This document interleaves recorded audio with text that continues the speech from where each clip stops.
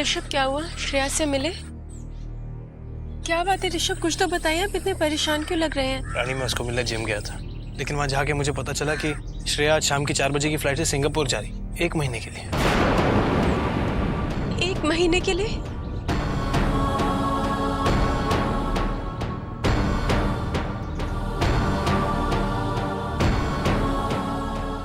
जय भैया, 1 minute please, यहाँ पे आइए ना।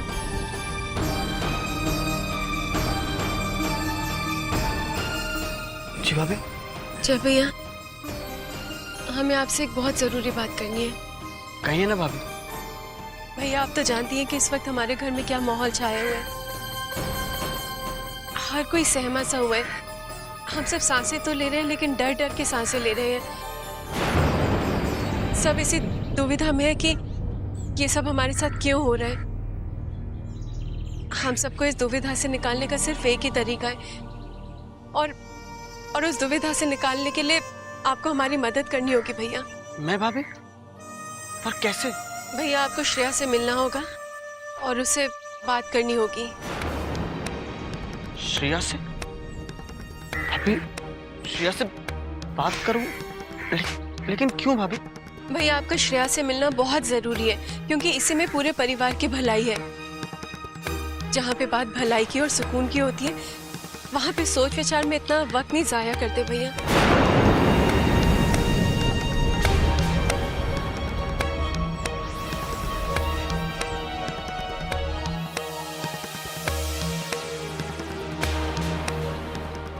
भैया, आप समझने की कोशिश कीजिए। देख, हमारे पास वक्त ज्यादा नहीं है, तो प्लीज।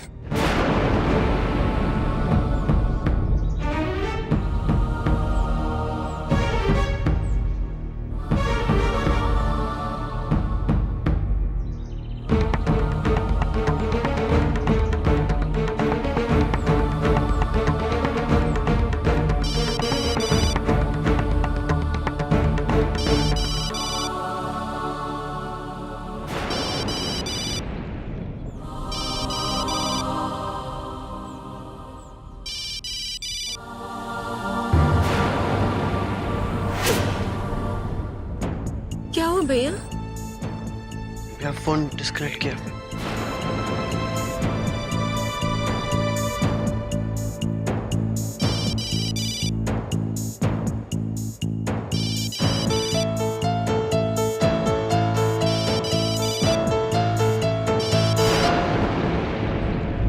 क्या हुआ भैया?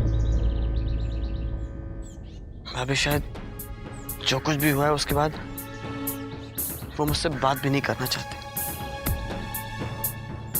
इन सब चीजों का जिम्मेदार सिर्फ मैं हूं। भैया, सब कुछ मेरी वजह से हो रहा है, सब कुछ। दोषी सिर्फ मैं हूं। आज मेरा परिवार जिन भी मुसीबतों का सामना कर रहा है, उसका एकमात्र दोषी मैं हूं। वो परिवार जहां पे हमेशा खुशियां रहती थी, आज जैसे कि वहां पे मातम छाया हुआ है। मुझे माफ कर दीजिए भाभी, मुझे माफ कर दीजिए। ऐसी बात नहीं है भैया।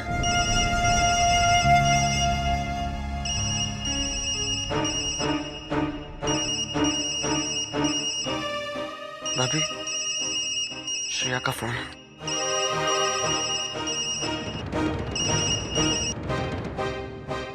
हेलो। क्या बात है? अब क्यों तुम मुझे बार बार फोन कर रहे हो? अब क्या बचा है और क्या दुख देना चाहते हो तुम मुझे? जय, श्रेया, मैं तुमसे मिलना चाहता हूँ। मैं तुमसे विनती करता हूँ, मुझसे बस एक आखिरी बार मिल लो। मैं तुम्हारा ज्यादा वक्त जाया नहीं करूंगा, सिर्फ 15 मिनट। मैं तुम्हारा ये एहसान जिंदगी भर नहीं भूलूंगा। तुम मुझसे अब भी मिलना चाहते हो? और तुम्हारे घर में तो तुम्हारी पत्नी होगी ना? तुम तो कस्में और वादों में बन चुके होगे। क्या बात करोगी तुम? अब हमारे बीच बचा ही क्या है? दोस्ती श्रेया, आज भी हमारे रिश्ते में दोस्ती बाकी है ना? और मैंने तो तुम्हारे अंदर एक सच्चा दोस्त देखा है। कल भी आज भी और हमेशा देखता रहूंगा। बस इसी दोस्ती के नाते आखिरी बार मुझे तुम्हें कुछ समझाना है जो कि फोन पे नहीं समझा जा सकता। मना मत करना श्रेया, प्लीज। अच्छा ठीक है, मैं तुमसे 11 बजे मिलती हूँ। Thank you Shreya, thank you very much. मैं ठीक तुमसे 11 बजे मिलता हूँ।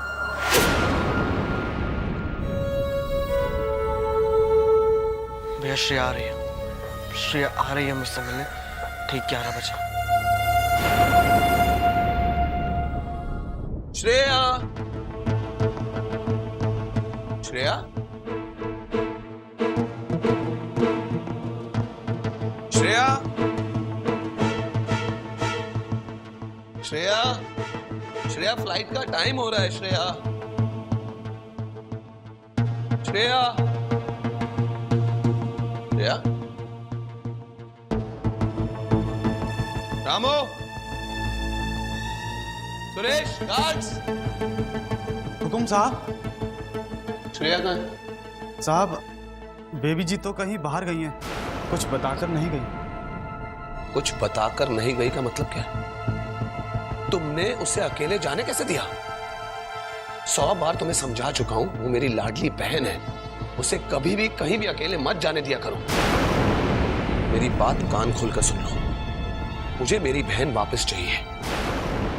अगर श्रेया को कुछ हो गया ना तो मैं तुम्हें जान से मार डालूंगा, समझे तुम? साहब, हमने उनसे पूछा था पर उन्होंने कोई जवाब नहीं दिया हमें। कोई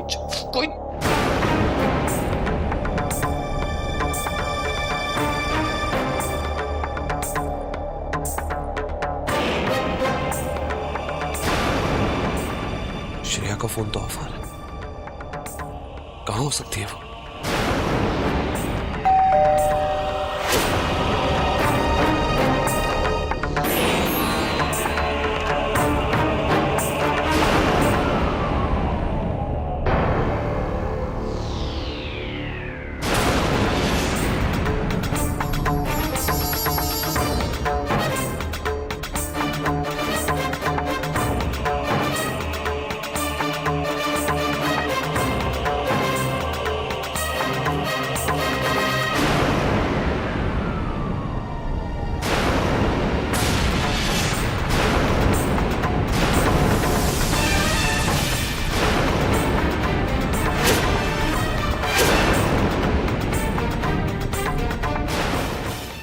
श्रेया का ब्रेसलेट।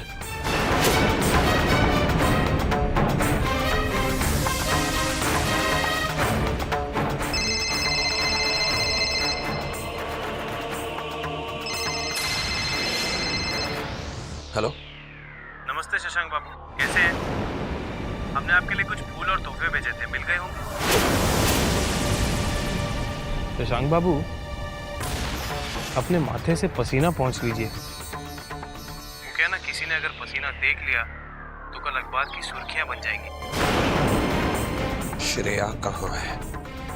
मुद्दे पे आना तो खासियत है आपकी, सच। इसीलिए तो आप सत्ता चलाते हैं। बकवास बंद करो और मुझे बताओ श्रेया कहाँ है? शशांक बाबू, फिक्र मत कीजिए, आपकी लाडली बहन हमारे पास ही है।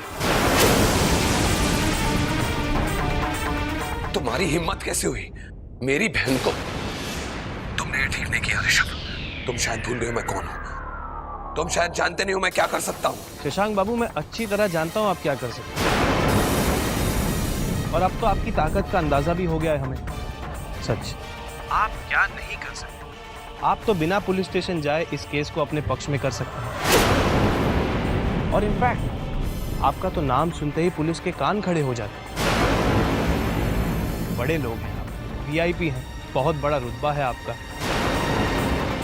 पर कहते हैं ना शशांक बाबू कि इंसान का रुतबा कितना भी बड़ा हो जाए, उसकी भावनाओं से बड़ा नहीं होता। अब बुरा तो आपको भी लगेगा अगर आपकी प्यारी बहन श्रेया के साथ कुछ ऐसा हुआ जो... बकवास बंद करो। इस वक्त जो आपके दिल पे बीत रही है ना शशांक बाबू, इसी को कहते हैं अपनापन, अपनों के लिए प्यार। और ये जो आपको इतना गुस्सा आ रहा है ना, इससे साफ दिखता है कि आपके दिल में भी जज्बात हैं। बहुत प्यार करते हैं आप अपनी बहन श्रेया से, और जब कोई अपनों को दुख देता है ना शशांक बाबू, तो जी जलने लगता है, आग सी लग जाती है खून में। लेकिन अब पता चलेगा आपको कि अपनों से बिछड़ना क्या होता है, किसे कहते हैं अपनों के लिए तड़प, क्या होता है डर और दहशत के साए में जीना। शशांक बाबू, रेशम मेरी बात सुनो तो। सब तुम्हारी गलती है, सब तुम्हारी गलती है। काम चोर हो तुम सब लोग। तुम लोगों ने श्रेया को बाहर जाने कैसे दिया? तुम में से कोई गया कि नहीं उसके साथ? हमने बेबी जी से कहा था पर उन्होंने साथ आने से मना कर दिया। कहा मैं अकेली जाऊंगी। मना कर दिया? उन्होंने मना किया और तुमने मान लिया? हाँ? काम चोर कहीं के। किस बात की तनख्वाह लेते हो तुम लोग? हाँ? तुम लोगों से तो मैं बाद में निपटूंगा। हाँ, तुम लोगों की तो खैर नहीं।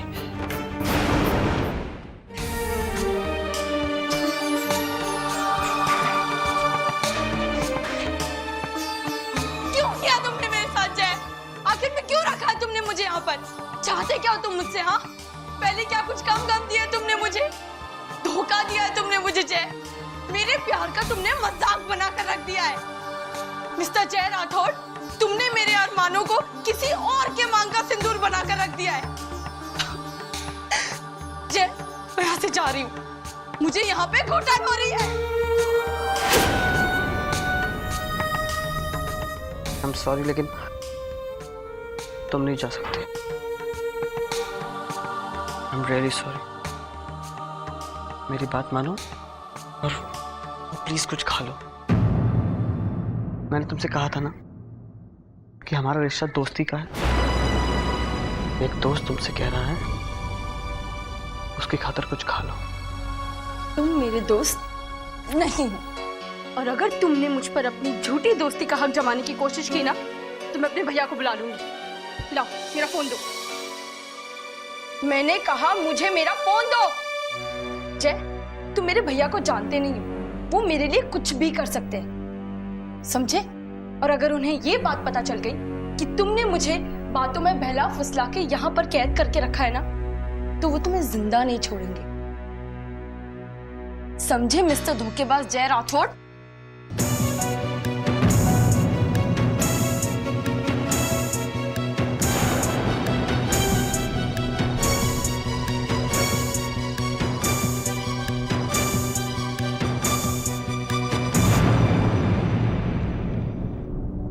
श्रेया, ना तो तुम्हारे साथ कोई धोखा हुआ है और ना ही कोई चाल चली गई है। अच्छा, आप तो जय की साइड लेंगी ना? आप लोगों ने मुझे यहाँ पर कैद करके रखा है, ये धोखा नहीं तो और क्या है? हाँ, पहले आप लोग ने जैसे मेरी एंगेजमेंट करवाई, और जब बात चारों ओर फैल गई तब आप लोगों ने एंगेजमेंट तोड़ दी, मेरी और मेरे पूरे परिवार की बदनामी करके रख दी। मैंने अपनी जिंदगी में अगर किसी से प्यार किया है तो वो सिर्फ जय से किया है। ये बात तो आप अच्छी तरह से जानती थी ना, पर फिर भी आप लोगों ने मेरे प्यार का मजाक बना दिया, खेल बना कर रख दिया आप लोगों ने मेरे प्यार को। नहीं श्रेया, ये तुम्हारी बहुत बड़ी गलतफहमी है। जय भैया तुम्हारे साथ सगाई करने से पहले से वो रश्मि को जानते थे और प्यार करते थे। उनसे एक छोटी सी गलती जरूर हुई है कि एंगेजमेंट से पहले उन्होंने तुम्हारे बड़े ओहदे वाले पिताजी से ये सब नहीं कहा। अब वो उनका डर कह लीजिए या इज्जत कह लीजिए, ये मैं नहीं जानती, लेकिन इस गलती के लिए हमारे पूरे परिवार ने तुम्हारे पूरे परिवार से माफी भी मांगी। श्रेया, तुम खुद ही बताओ, अगर शादी के बाद तुम्हें जय भैया और रजनी के बारे में कुछ भी पता चलता, तुम्हें अच्छा लगता? तुम अपनी पूरी जिंदगी जय भैया के साथ जी सकती? नहीं ना श्रेया, हकीकत में और सपनों में जमीन आसमान का अंतर होता है। श्रेया, ये रिश्ता नहीं हुआ, इसमें कहीं ना कहीं तुम्हारी भी भलाई है, लेकिन तुम ये बातें अभी नहीं समझोगी, क्योंकि तुम अपनी जीत किसी भी चीज को हासिल करने में, उसे पाने में समझती हो, और तुम्हारे भैया उस चीज को लाने में कोई भी कीमत चुकाने के लिए तैयार हो जाते हैं। लेकिन जिंदगी और प्यार इस तरह से नहीं चलता है श्रेया। वो तो राम जी के हाथ में होता है। दो दिलों का मिलन जोर जबरदस्ती से नहीं किया जाता श्रेया। बताओ श्रेया, क्या सिर्फ तुम्हारा प्यार प्यार है? बाकियों का प्यार कुछ मायने नहीं रखता है? श्रेया, जय भैया ने तुम्हारे साथ दोस्ती कर कर बहुत बड़ी कीमत चुकाई है। देखना चाहती हो? रजनी, रजनी,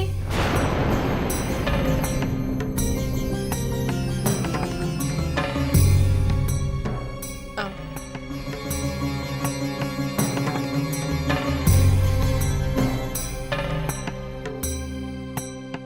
इसकी तरफ देखो श्रेया, ये जय भैया की नई नवेली दुल्हन है।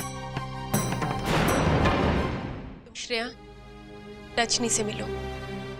जय भैया की नई नवेली दुल्हन, जिसकी आंखों में सपने होने चाहिए, चेहरे पर उम्मीद होनी चाहिए, जिंदगी में खुशियां होनी चाहिए। लेकिन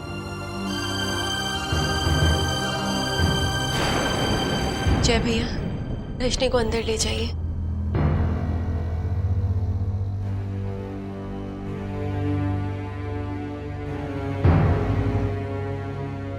तुमने देखा श्रेय, इसकी आंखों में सपने होने चाहिए, लेकिन डर है। इसके चेहरे पर उम्मीद होनी चाहिए, लेकिन दहशत है। इसकी जिंदगी खुशियों से भरनी चाहिए, लेकिन इसका हर पल दुख में बीतता है।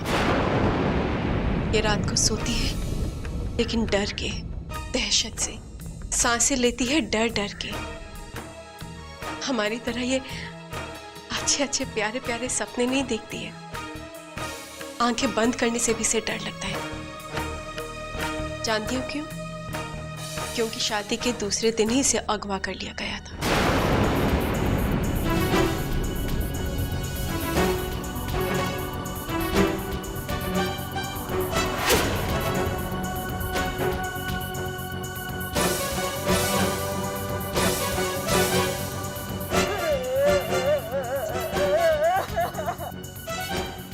और अगवा किसने किया था?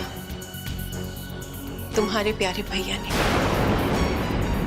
तुम्हारी जिद और तुम्हारे प्यार को पूरा करने के लिए। तुम्हारे भाई के लिए तो जिंदगियों के साथ खेलना एक मजाक बन गया है। राजनीति के साथ साथ उनकी आत्मा भी मर चुकी है। हमारे घर में इस वक्त दहशत का माहौल फैला हुआ है।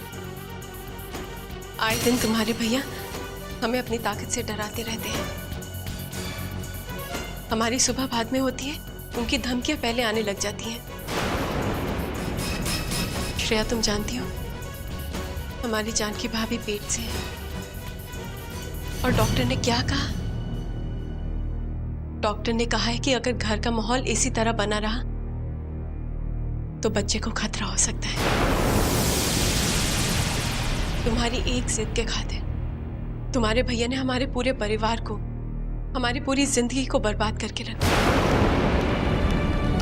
अगर ये सब सुनने के बाद, ये सब जानने के बाद, देखने के बाद भी तुम्हें लगता है कि हमने तुम्हारे साथ गलत किया है, तुम्हें धोखा दिया है, तो तुम जा सकती हो। हम तुम्हें नहीं रोकेंगे।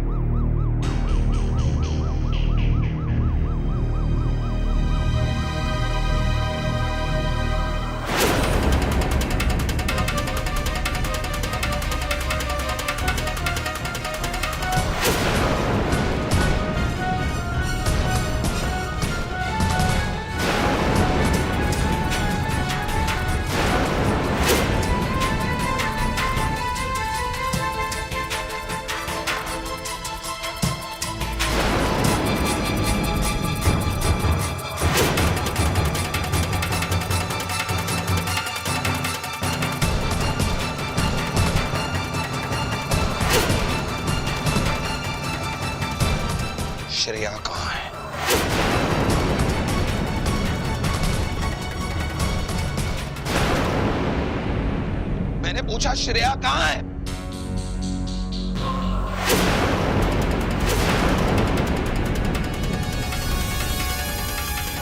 देखो ऋषभ राठौड़, अगर तुमने मुझे नहीं बताया श्रेया कहाँ है, वरना मैं तुम्हारे पूरे परिवार को मौत के घाट उतार दूंगा। बताओ श्रेया कहाँ है?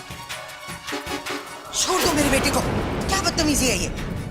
शशांक बाबू, इसे क्या लगा रखा है आप? इसे क्या पता कि आपकी बहन कहाँ है? आप मुझे मत समझाइए। अरे हम लोग सत्ता चलाते हैं, सब कुछ पता है हमें। सत्ता चलाने वालों को चलाने की कोशिश मत कीजिए, वरना गोलियां चल जाएंगी। तो चलाइए ना।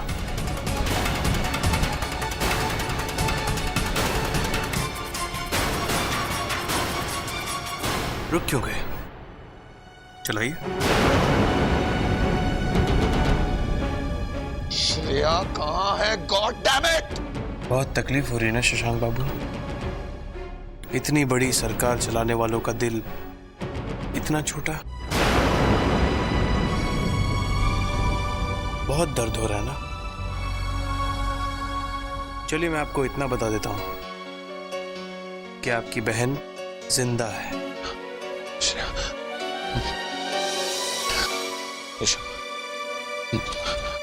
मुझे प्लीज बता दो श्रेया का।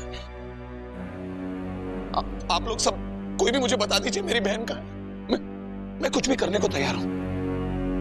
मैं आपके परिवार को कभी तंग नहीं करूंगा, कुछ नहीं करूंगा मैं। एक बार मुझे मेरी बहन लौटा दो, मुझे बता दो श्रेया का। तुम जो चाहोगे मैं वही करूंगा। तुम्हारे राम जी का वास्ता, मेरी बहन मुझे लौटा दो। मुझे बता दो श्रेया कहाँ है।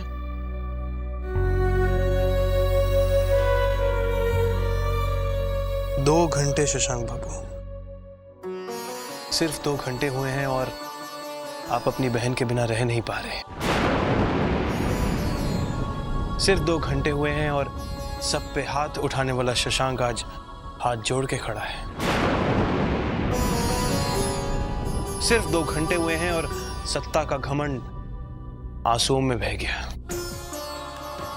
सिर्फ 2 घंटे शशांक बाबू। जरा सोचिए शशांक बाबू, उस परिवार पे क्या बीती होगी जिसकी बहू को आपने एक रात उठवा कर रखा। क्या उन्हें दुख नहीं हुआ? क्या उन्हें दर्द नहीं होता? क्यों चुप क्यों हुए? बोलिए, कुछ बोलिए। मुझे और शर्मिंदा मत कीजिए ऋषभ बाबू। आप लोग मेरी बहन मुझे लौटा दीजिए। मैं आपके पांव पड़ता हूं, मुझे बता दीजिए मेरी बहन का। नहीं,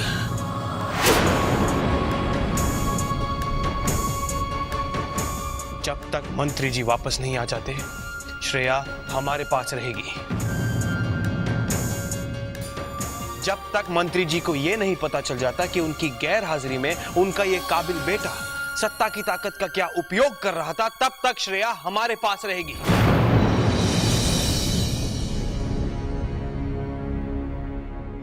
और जानते हैं आप शशांक बाबू, अगर एक पिता को यह पता ना चले कि उसका बेटा कितना काबिल है, तो ये नाइंसाफी होती है उस पिता की तरफ और बेटे की तरफ भी। और इस घर में हम किसी के साथ भी नाइंसाफी नहीं होने देते। इस घर में सिर्फ इंसाफ होता है, क्योंकि यहां राम जी का निवास है। अब एक काम कीजिए, यूं गिड़गिड़ाना छोड़िए और अपने इन चमचों को लेके घर जाइए। ये घर सिर्फ ईंट और पत्थर से बना हुआ कोई मकान नहीं है, ये मंदिर है। यहां राम जी की पूजा होती है, बंदूकें नहीं चलती। नमस्ते।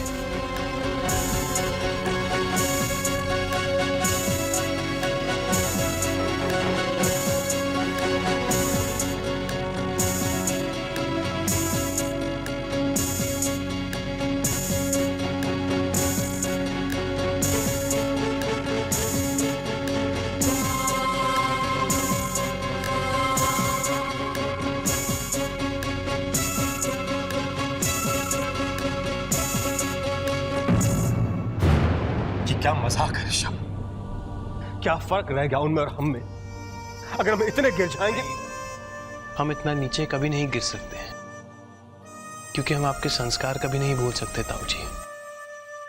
श्रेया बिल्कुल ठीक है, रानी के साथ है, रानी उसका ख्याल रख रही है, वो बिल्कुल सुरक्षित है। लेकिन ये करना जरूरी था ताऊ जी, ताकि शशांक जैसे लोग समझें कि डर क्या होता है, ये एहसास हो कि अपनों से बिछड़ने का क्या दर्द होता है, और कोई तरीका नहीं था इसे समझाने का। अगर ऐसा है बेटा तो श्रेया को यहां ले आओ, हमारे इस घर में।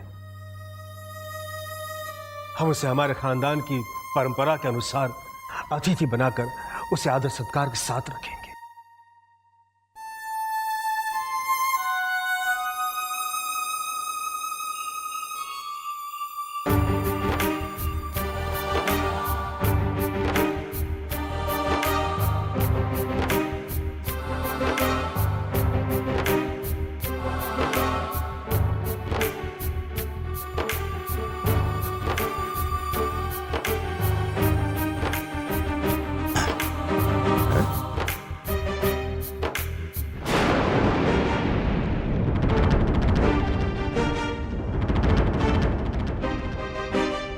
शशांक बाबू खाना खाइए, खाना ठंडा हो रहा है।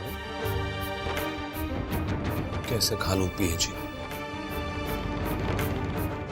पता नहीं अब तक श्रेया ने कुछ खाया भी होगा या नहीं। आप तो जानते हैं ना, श्रेया ज्यादा देर भूखी भी नहीं रह सकती। श्रेया के बिना तो मेरे हलक सेकने वाला भी नहीं उतर रहा है। कैसे खाना खाऊं?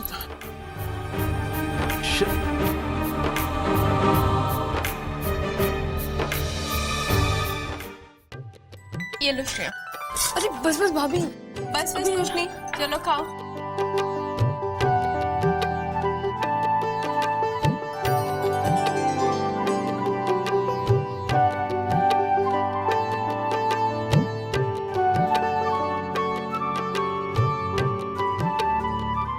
भाभी सच में मेरा पेट भर गया है, भाभी नहीं खाना। पेट भरा है, दिल थोड़ी ना भरा है। अपने घर में इतने नखरे नहीं करते हैं। तुम्हें ये सब अच्छा लगता है ना, इसीलिए खास तुम्हारे लिए बनवाए हैं। खाओ।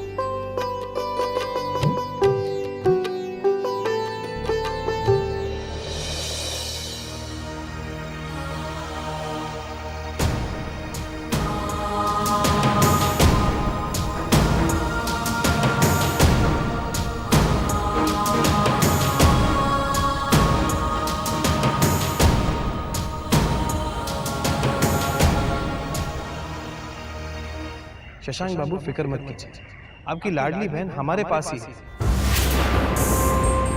इस वक्त जो आपके दिल पे बीत रही है ना शशांक बाबू, इसी को कहते हैं अपनापन।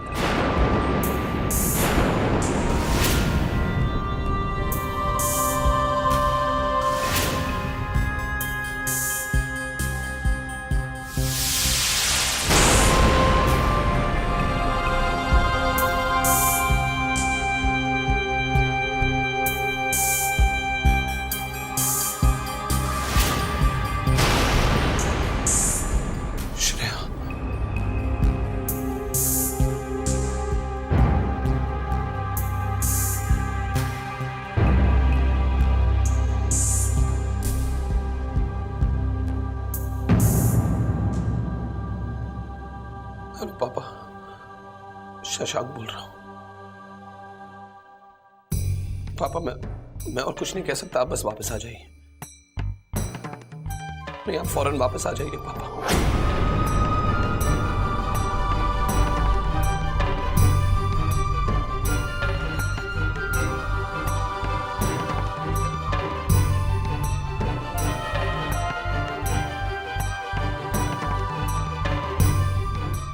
श्रेया को बचा लो पापा, जल्दी वापस आ जाओ।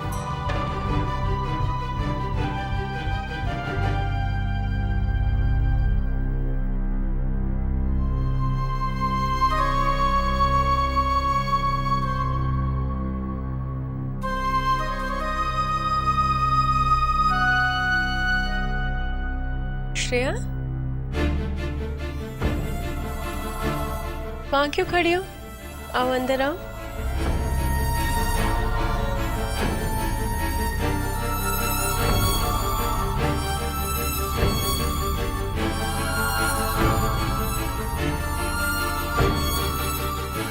रजनी,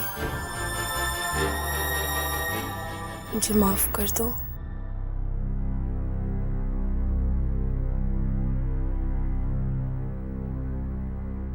आज के बाद से तुम्हारा कोई कुछ नहीं बिगाड़ सकता।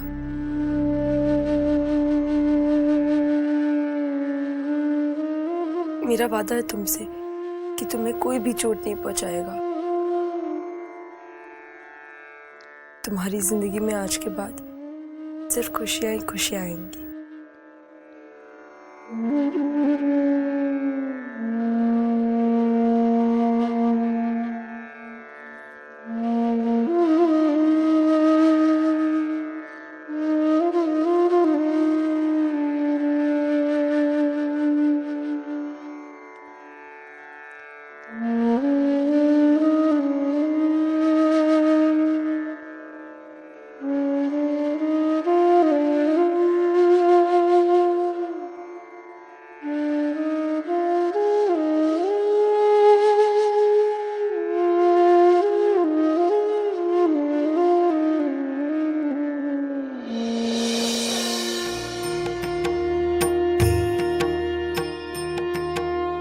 विस्मय हर्ष रहित रघुराव, तुम जानो सब राम प्रभाव। जीव करम बस सुख दुख भागी, जाई अवध देव हित लागी। अर्थात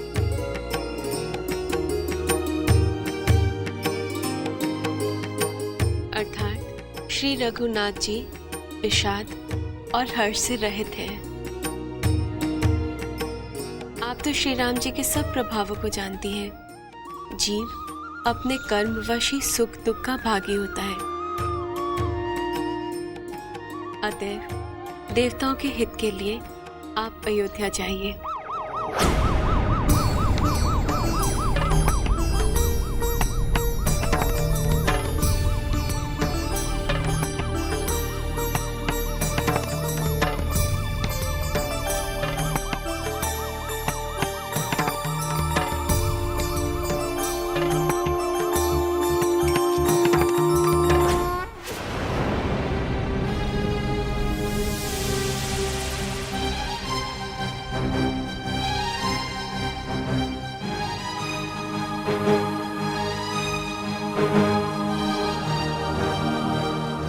कहाँ है मेरी बेटी?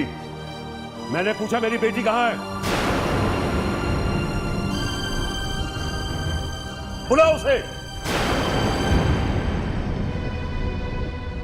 पापा। श्रेया तुम ठीक तो हो? श्रेया तुम ठीक तो हो ना? इन लोगों ने तुम्हें कोई तकलीफ तो नहीं दी ना? बताओ मुझे। मैं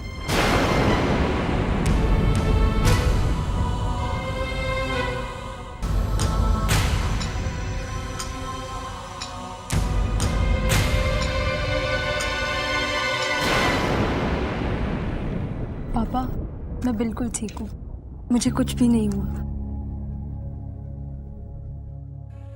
पता है पापा, इस परिवार के लोग बहुत अच्छे हैं। इन्होंने मुझे बिल्कुल अपनी बेटी की तरह रखा।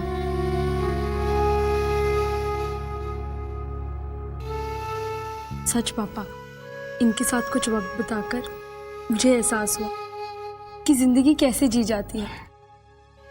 पापा, आज से पहले तो सिर्फ मैं अपनी जिद को जी रही थी, पर आज के बाद से मैं ये कह सकती हूँ कि आपकी बेटी श्रेया जान गई है कि जिंदगी सिर्फ जिद से नहीं, प्यार से जी जाती है। वो प्यार जो रिश्तों को बनाए रखता है। इंसानियत के सही मायने मैंने यहाँ आकर सीखे हैं पापा।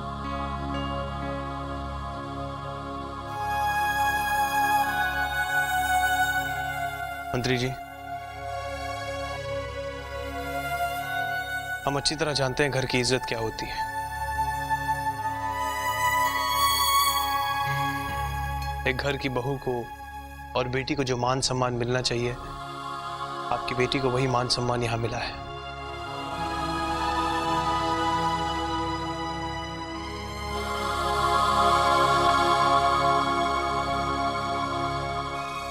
श्रेया मेरी छोटी बहन जैसी है मंत्री जी। माफ कीजिए, हमें यह सख्त कदम उठाना पड़ा, लेकिन हम क्या करते हैं, आपके बेटे ने कोई चारा ही नहीं छोड़ा। इसीलिए हमने श्रेया को यहाँ बुलवा लिया ताकि शशांक को एहसास हो कि अपनों से बिछड़ने का दर्द क्या होता है। मंत्री जी, आदमी चाहे बड़ा हो या छोटा, दर्द सबको बराबर होता है। शशांक ने हमारी घर की बहू को अगवा करके एक रात तक बंदी बनाए रखा, हमसे बदला लेने के लिए। तो हमें इन्हें इस बात का एहसास तो करवाना था।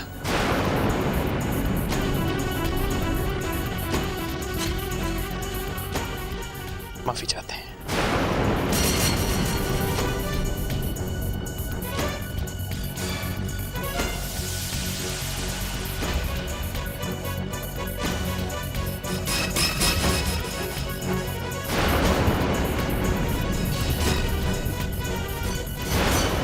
राम जी का लाख लाख शुक्र है, जिंदगी अब जीने लायक तो बनेगी।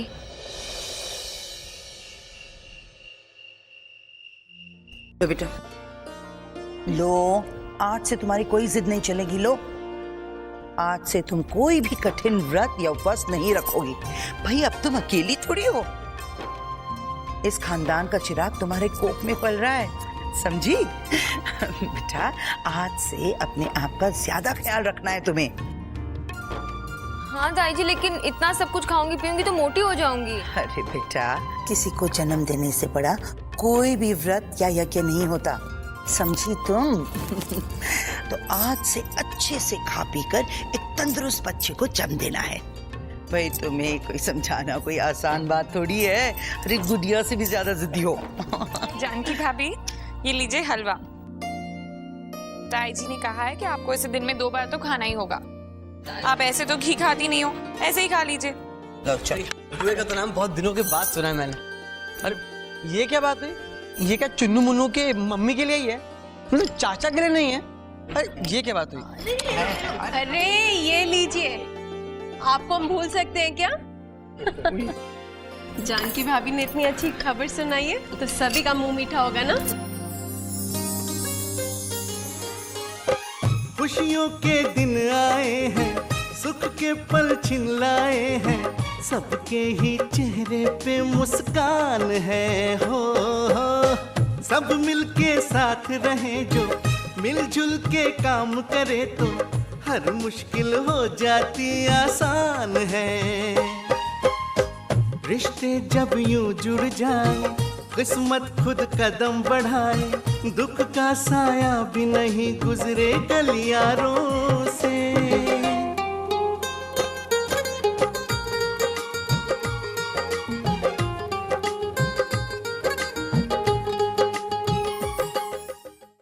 साहब जी, मंत्री जी आ रहे हैं।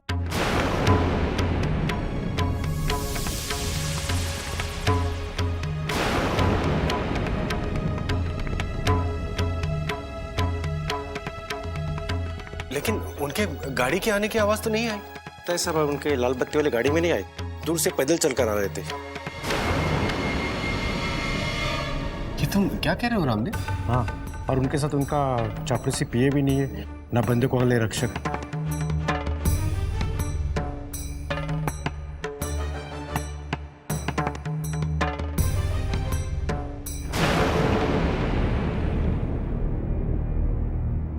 धर्म जी, अगर इजाजत हो तो हम अंदर आ जाएं। आइए ना मंत्री जी, आइए।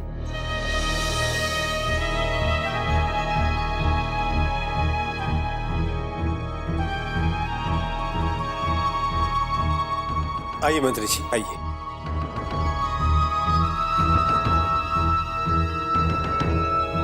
रानी जी,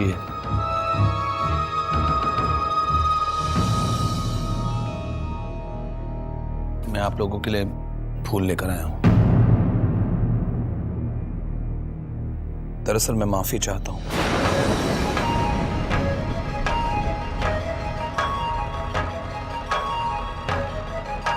मैं जानता हूं मैंने जो कुछ किया वो गलत था। मेरी बहन श्रेया ने मुझे सच्चाई का आईना दिखा दिया।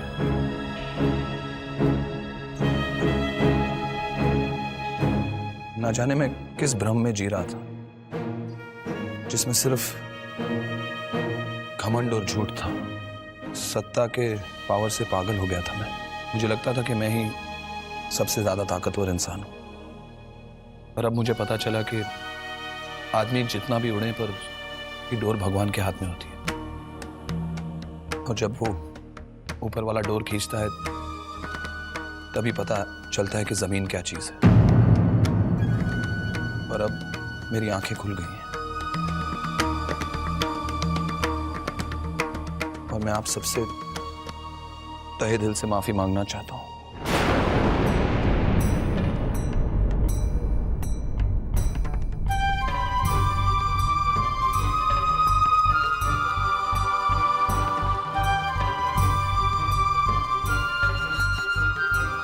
रजनी, ये आपके लिए, लीजिए।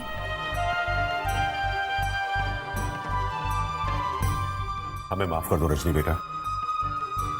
हमने आपको जिस रूप में देखा, सचमुच आप वही सीता हैं।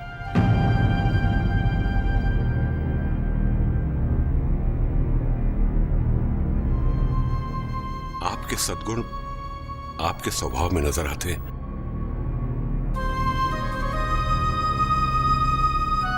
मेरे बेटे ने रावण जैसी हरकत की, लेकिन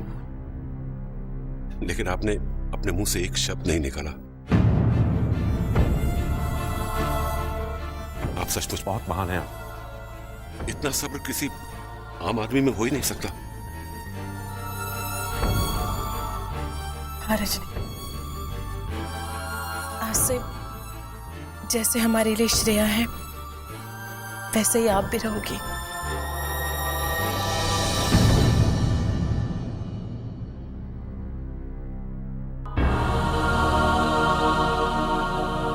रजनी जी, हो सके तो मुझे माफ कर दीजिएगा।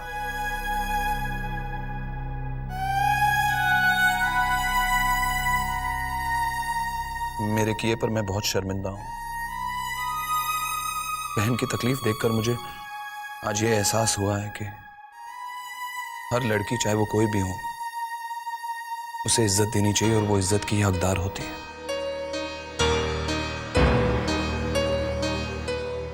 मैं वादा करता हूं कि कभी भी किसी के साथ ऐसा व्यवहार नहीं करूंगा। मैं चाहता हूं कि आप मुझे माफ कर दें ताकि मैं जिंदगी में ऐसी गलती कभी फिर से ना कर सकूं। सॉरी।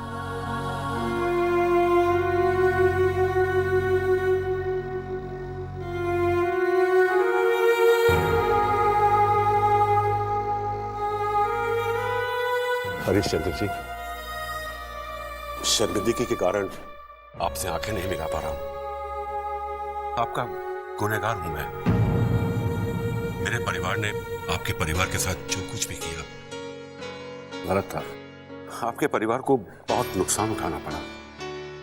सच कहूं तो जिस दिन ये पिता आप जैसे सम्मानित लोगों का सम्मान करना भूल गया, उसी दिन मेरे बच्चे दिशाहीन हो गए।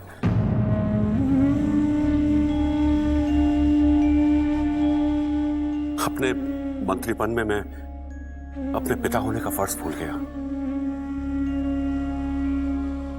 कुर्सी तो पाली मैंने, लेकिन संस्कारों की सत्ता खोता ही चला गया। और शायद इसी वजह से मेरे बच्चे भी भटक गए जिंदगी से। इनमें घमंड आ गया। जहां संस्कार होने चाहिए थे, वहां जिद ने अपना घर बना लिया। और इस सब का जिम्मेदार मैं हूं। वक्त रहते मैंने इन पे ध्यान दिया होता तो आज ये दिन नहीं देखना पड़ता। माफी के लायक तो नहीं हूं, लेकिन अगर हो सके तो मुझे माफ कर दीजिए। नहीं, ऐसा मत कहिए मंत्री जी। गलती तो हम इंसानों से ही होती है।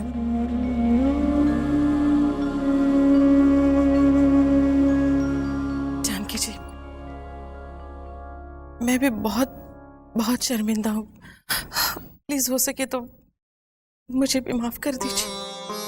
अरे सुनीता जी, हमने हमारे दिल से सारे गिले शिकवे मिटा दिए हैं। जानकी जी, अगर आपने अपने सचमुच दिल से मुझे माफ कर दिया हो तो अब आप इसे स्वीकार कीजिए। ये क्या है? वो कुछ दिनों पहले मैं आपसे लड्डू बनाना सीख कर गई थी ना, मैंने खास आपके लिए गोंद के लड्डू बनाए हैं। इसमें हमारा प्यार है। अब माँ बनने वाले हैं ना। ये लड्डू आपके लिए और आपके होने वाले बच्चे के लिए बहुत ही हेल्दी होंगे। Thank you so much.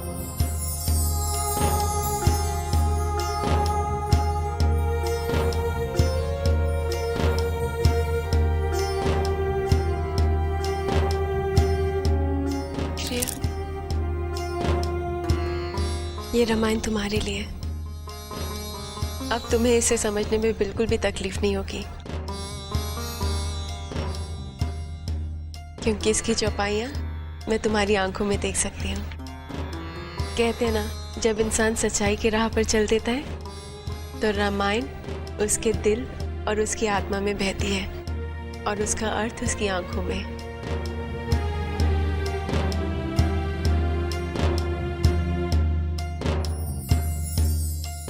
Harishchandra ji, आपसे एक विनती है। कहिए ना। अगर आप मेरी विनती स्वीकार करें तो धर्म बाबू को मैं अपने मंत्रिमंडल की एडवाइजरी कमेटी का मेंबर बनाना चाहता हूं।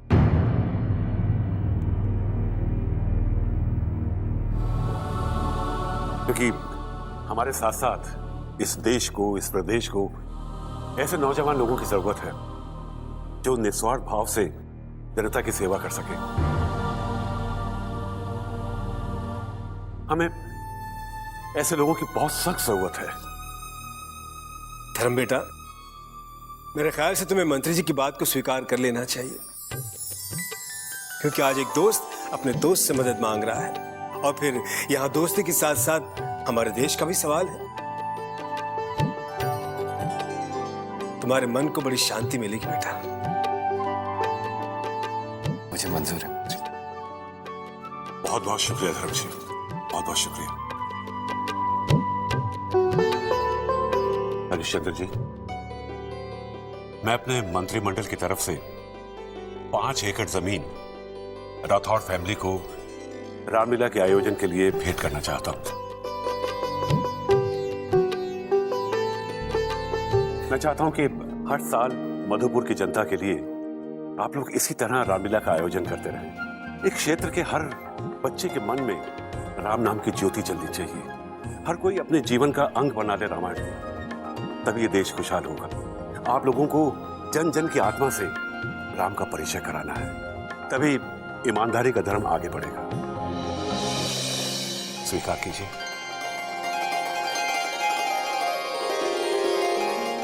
शुक्रिया मंत्री जी, बहुत बहुत शुक्रिया। आइए ना, बैठिए। टूटी कड़ियां फिर जुड़ गई, खुशियों से झोली भर गई, महका है गुलशन फिर यहाँ। हो रिश्तों के कच्चे धागे पक्के बंधन में बांधे, बंधन में खुशियां हैं यहाँ। टूट गई थी जो कड़ियां, फिर से बंध गई वो लड़ियां, बिखरे मोती सब गुथ गए एक माला में।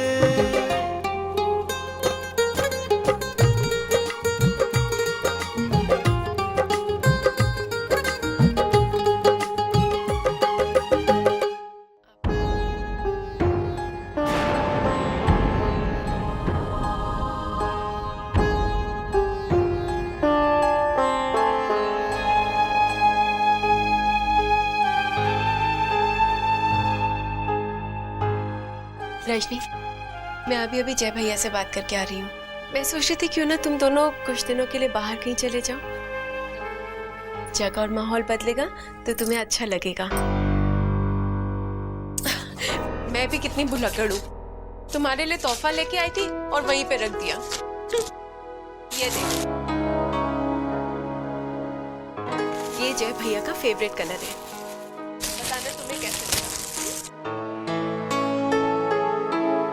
कैसा है?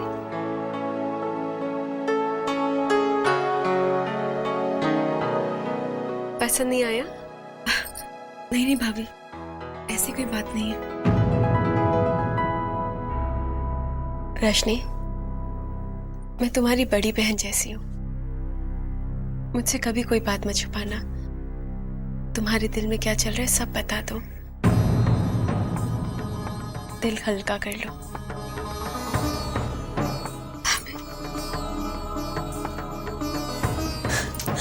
भाभी, मेरे दिलो दिमाग से वो हादसा जाता ही नहीं है। काली अंधेरी रात एक डर बनकर जैसे मेरे दिलो दिमाग में छा गई है। जब सबके साथ होती हूँ तो ठीक लगता है, पर जैसे जय के साथ रात को अकेले होती हूँ,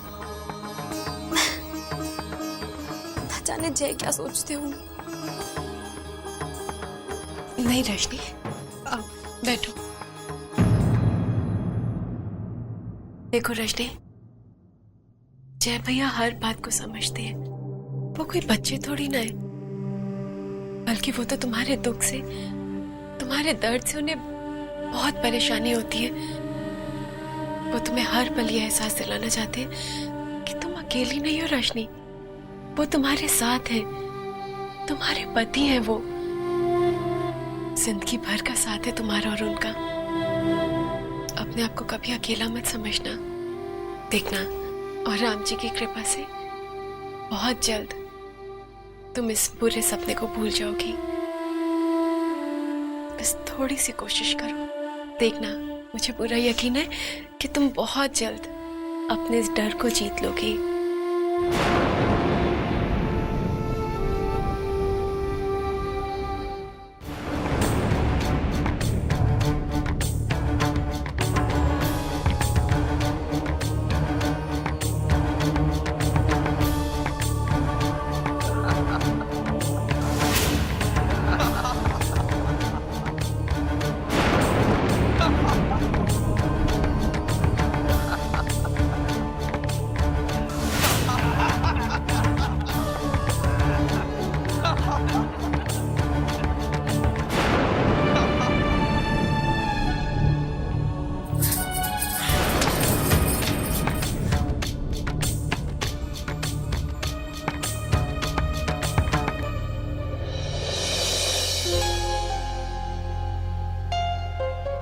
जय भैया। जी भाभी।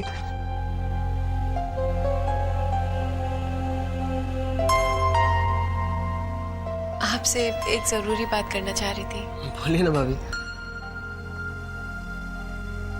भैया, पति पत्नी का जो रिश्ता होता है ना, वो हर कदम पर एक मोड़ से गुजरता है।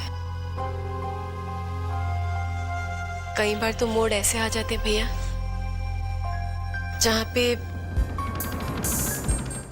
रिश्ता बहुत ही नाजुक स्थिति से गुजरता है, जहां का हर पल पति और पत्नी के लिए एक परीक्षा की घड़ी बन जाता है। ऐसे में भैया, एक दूसरे को सहारा देना, एक दूसरे को हिम्मत देना, एक दूसरे पर विश्वास करना, यही सब काम आता है भैया। आप तो जानती हैं कि अभी अभी बेचारी रजनी किस हादसे से गुजरी है। वो उस हादसे को अभी तक भूल नहीं पाई है। ऐसे में उसे आपकी बहुत जरूरत है। आपके प्यार की और आपके विश्वास की सबसे ज्यादा जरूरत है।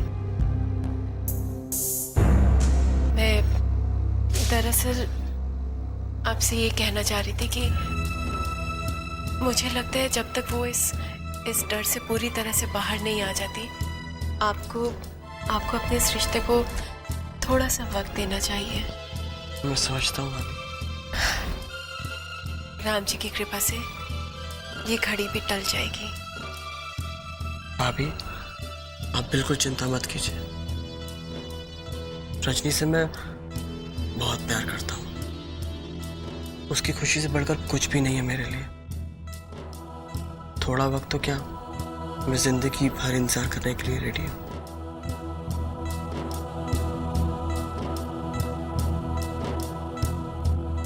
चाहिए वो आपका इंतजार करेगा।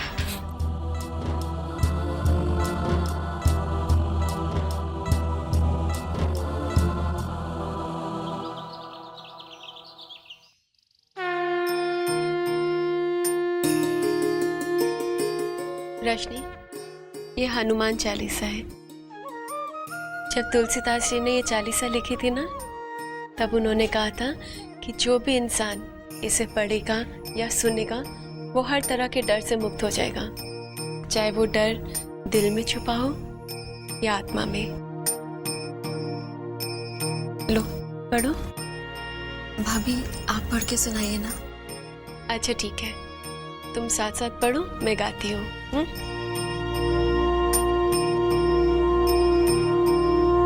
श्री गुरु चरण सरोज रज, निज मन मुकुर सुधारी, वरनौ रघुवर विमल जसो, जो दायक फल चारी। बुद्धिहीन तनु जानिके, सुमिरो पवन कुमार।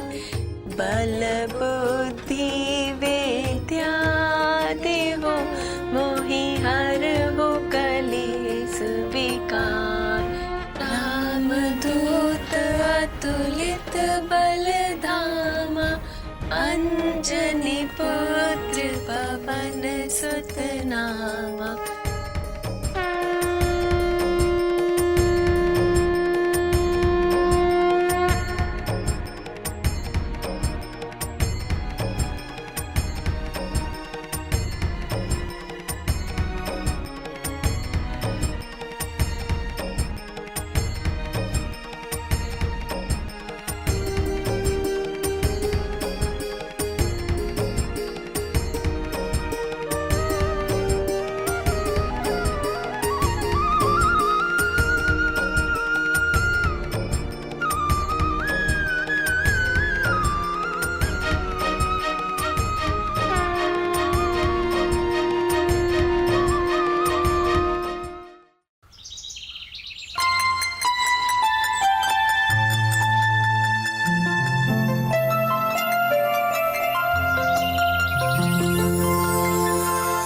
चलो गुड़िया, अब जल्दी से खाना खा लो। ये लो। नहीं चाहिए। गुड़िया ऐसे जिद नहीं करते, चलो जल्दी से खा लो, चलो। मम्मा नहीं चाहिए। ये खाना तुम मत खाओ, रहो भूखी। क्यों गुस्सा हो रही है गुड़िया पे? हाँ ताई जी, मैं कहाँ गुस्सा हो रही हूँ? मैं तो बस इसे कब से खाना खिलाने की कोशिश कर रही हूँ, पर ये है कि खाने को मुंह तक नहीं लगाती। अरे तो इस तरह थोड़ी ना कोई बरसता है बच्चे पर। बच्ची है वो, बच्चे ऐसे नहीं पलते, उन्हें प्यार करना पड़ता है। मम्मा डांटती है ना? ताई जी नहीं डांटेगी। मम्मा गंदी है। अच्छा अच्छा। आप ताई जी के हाथ से खाना खाओ, ओके? मम्मा के हाथ से नहीं। अब ताई जी आपको खाना खिलाएगी हर रोज। चलो मुंह खोलो, मुंह खोलो। अरे वाह, गुड गर्ल। खा लो। शाम को दादी तुम्हारे लिए स्पेशल हलवा बनाएगी। तुझे मट्ठी पसंद है ना? है ना? हाँ। ताई जी, आप सब लोगों ने इसे बिगाड़ कर रखा है। इतनी जिद्दी हो गई है कि किसी की नहीं सुनती, बस अपनी मन की मनवा कर रहती है। यार वो बच्ची है, इसे बड़ी होने दो, फिर तुम्हें ही समझाएगी। आज के बाद गुड़िया को खाना उसकी ताई जी ही खिलाएगी। आपकी ताई जी है ना आपके नखरे उठाने के लिए, इसलिए आप अपनी ताई जी के पास ही खाना खाना। हम मम्मा के पास खाना नहीं खाएंगे। अरे वाह, सच पूछो तो वैसे ये गुड़िया ना अपनी ताई माँ की लाडली है। देखो ना तो प्लेट बदली है ना खाना बदला है, लेकिन अब कैसे खा रही है। वो तो है ही, ऐसा ही हम दोनों का प्यार है ना। चलो ये किसी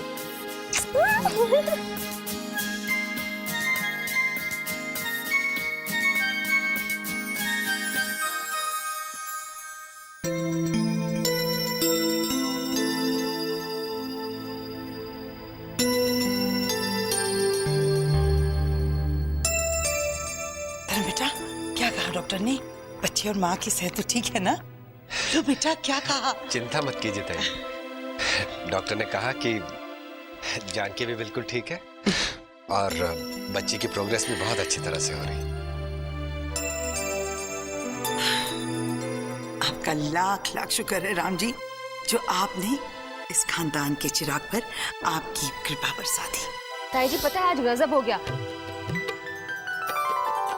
डॉक्टर ने जब मेरा वजन किया तो मैं वजन देखकर दंग रह गई। मेरी सेहत कुछ ज्यादा ही अच्छी हो गई है। मेरा वजन पता है कि नहीं कह सकता। बेटा कभी कभी अपनी नजर खुद को लग जाती है। अरे अब तो तुम्हारा 7वां महीना है, इस वक्त तुम्हारा वजन नहीं बढ़ेगा तो कब बढ़ेगा? हाँ अरे रानी बेटा, तुमने जानकी के गोद भराई का मुहूर्त तो निकलवा लिया होगा ना? जी ताई जी, पंडित जी ने पूर्णमासी का दिन निकाला है। पूर्णमासी के दिन? अरे 10 ही दिन बाकी है, वक्त इतना कम है और काम बहुत ज्यादा है। तैयारियों में लगना पड़ेगा। ताई जी आप बिल्कुल चिंता मत कीजिए, ये देवरानी जेठानी है ना, हम 10 दिनों का काम 2 दिनों में पूरा कर देंगे, देख लीजिएगा।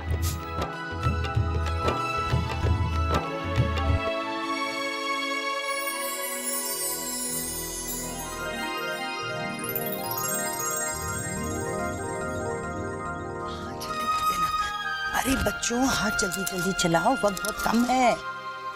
या वैसे नहीं थी जैसे मैंने समझाया था, और अपना वो काजू बादाम पिस्ता डालने में कोई कंजूसी मत करना। हाँ हाँ, डेकोरेशन तो ऐसी होनी चाहिए कि देखने वाले देखते रहे। फ्रेश फ्लावर्स, सनफ्लावर नहीं, फ्रेश फ्लावर।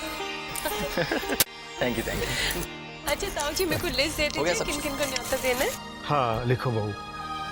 ओम प्रकाश जी, आत्माराम जी, विक्रम जी और अरे ताऊ जी, वो लकी राम को बुलवाना मत भूलिएगा, वरना वो 1-2 दिन तक तो सुनाता रहेगा। गोडाउन वाला विद्याधर त्रिपाठी। लकी राम और विद्याधर त्रिपाठी। अच्छा ताऊ जी, जानकी भाभी के मैके वालों को भी न्योता दे दे।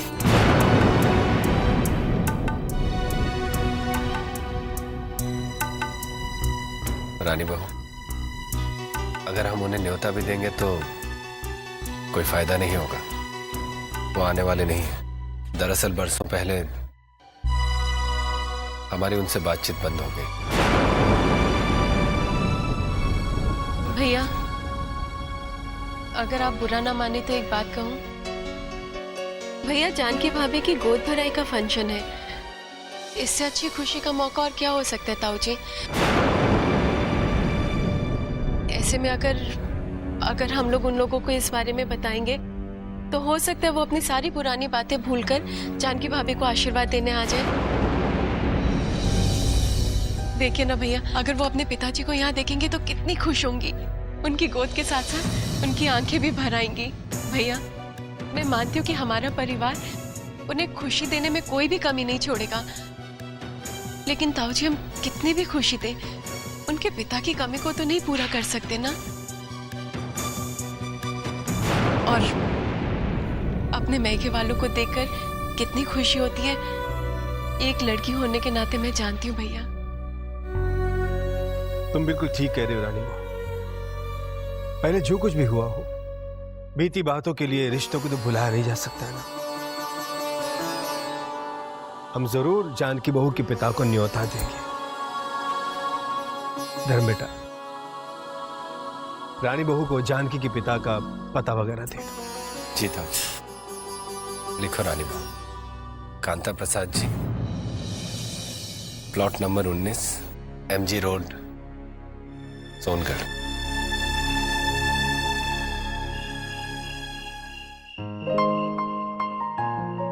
परम पूज्य पिताजी प्रणाम। मैं रानी हूँ, आपकी बेटी जानकी की देवरानी। जानकी भाभी की गोद भराई का शुभ रस्म दिन आ गया है, पर आपके बिना ये रस्म और ये खुशी अधूरी है। जब तक माता पिता का आशीर्वाद नहीं मिलता, भगवान भी रस्म को स्वीकार नहीं करते। मेरी आपसे विनती है कि सारे गिले शिकवे भुलाकर आप अपनी बेटी को आशीर्वाद देने जरूर आइएगा। मैं आशा करती हूँ कि आप अपनी बेटी को निराश नहीं करेंगे रानी।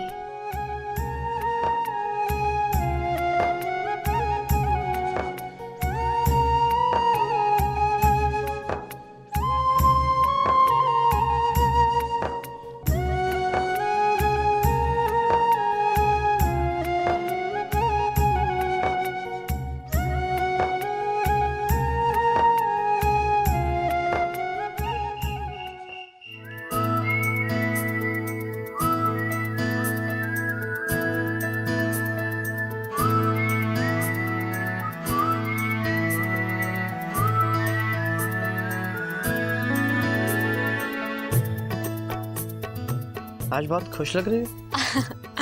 देखो ना जय, गुड़िया की वजह से सारा दिन कैसे खिला खिला सा रहता है। कब सुबह होती है कब शाम होती है पता ही नहीं चलता। मुझे तो ऐसा लगता है जैसे मेरा बचपन लौट आया। ये क्या कह रही हो? अगर तुम बचपन में चली गई तो इस बेचारी जय का क्या होगा? हाँ भी ना जय। मैं भी क्या?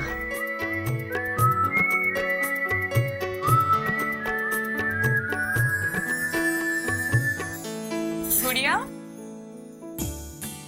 अरे गुड़िया, रात बहुत हो गई है, चलो तुम्हारे सोने का टाइम हो गया है, चलो। और आप दोनों भी सो जाइए। कल जानकी भाभी की गोद भराई की रस्म है ना, बहुत काम है घर में। चलिए सो जाइए। Good night. Good night. सुना क्या कहा पायल भाभी ने? सुना। तुमने भी सुना?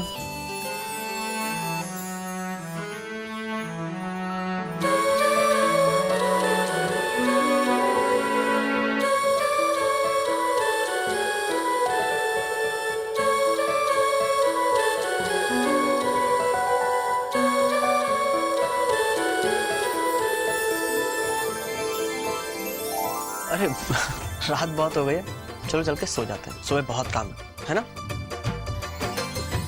चलो।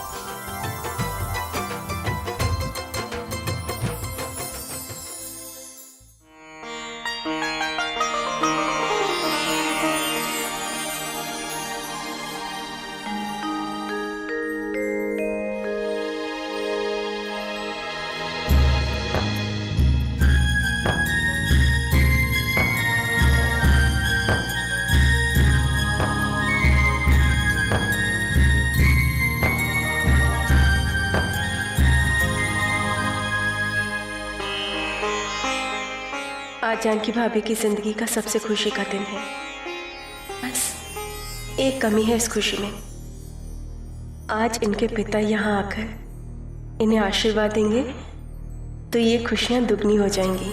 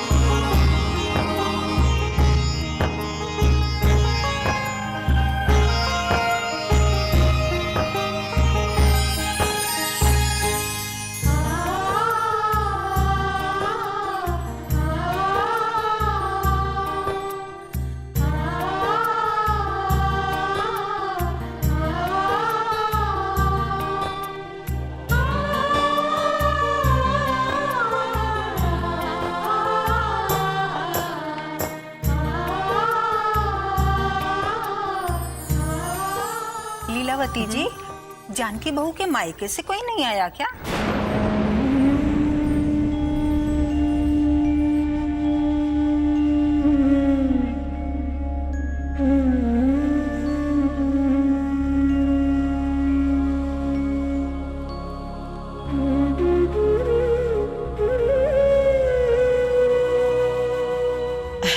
अभी तक तो नहीं आया है, लेकिन तुम देखना बच्चे की नाना जी सारा काम छोड़कर इसके जन्म पर दौड़े चले आएंगे। हाँ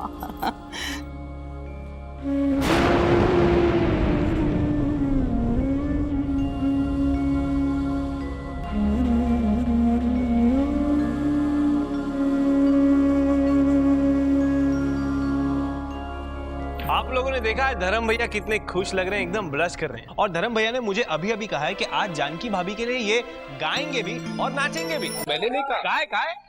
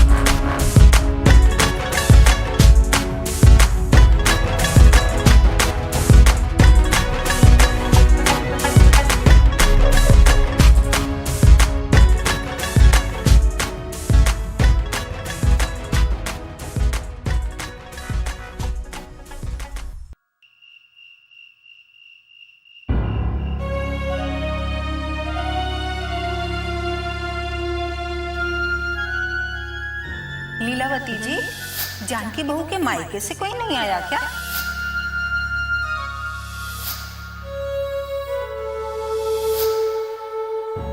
मजा आया ना आज रानी? धर्म भैया जिस तरह नाचे, मैं तो बस